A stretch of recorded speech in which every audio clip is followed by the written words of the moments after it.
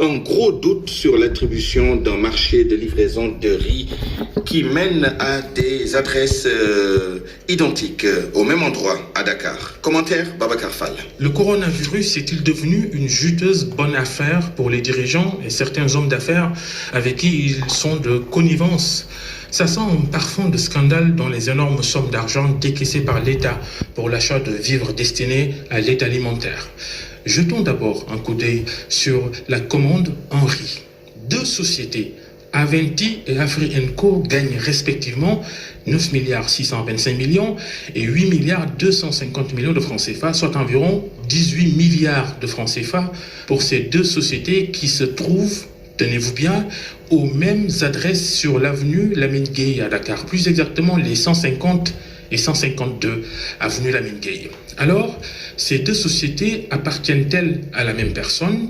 Tout porterait à le croire parce que les adresses auxquelles elles se trouvent sont le siège du restaurant Planète Kebab Ville qui appartient à l'homme d'affaires Ryan Hachem qui est le propriétaire de la société Avanti. Pire, l'autre société attributaire du marché du riz, en l'occurrence Afri & Co, elle ne se trouve même pas sur le registre du bureau d'appui à la création d'entreprises de l'APIX. Le ministre Mansour Faye, qui gère ce dossier, doit urgemment des explications à l'opinion. Aucune situation d'exception ne doit justifier une manipulation frauduleuse des deniers publics. Mansour Faye, le beau-frère du président Macky Sall, est en ce moment l'homme le plus nanti du pays en termes d'attribution budgétaire. Déjà, la gigantesque taille de son ministère lui donnait ce privilège et maintenant, il faut y ajouter cette grosse manne financière que son beau-frère, le président de la République, lui a confiée dans cette crise sanitaire. Tenez encore cette enveloppe démesurée dépensée dans le transport de l'aide alimentaire à l'intérieur du pays, près de 2 milliards de francs CFA, alors que l'armée dispose de camions qui peuvent faire ce travail, au moins à moitié. Mieux, un regroupement de transporteurs propose gratuitement de mettre ces gros porteurs à la disposition de l'État.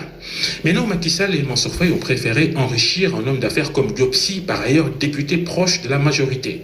Si son collègue Ousmane Sonko était par hasard transporteur, il n'aurait jamais gagné un si fructueux marché, on est bien d'accord.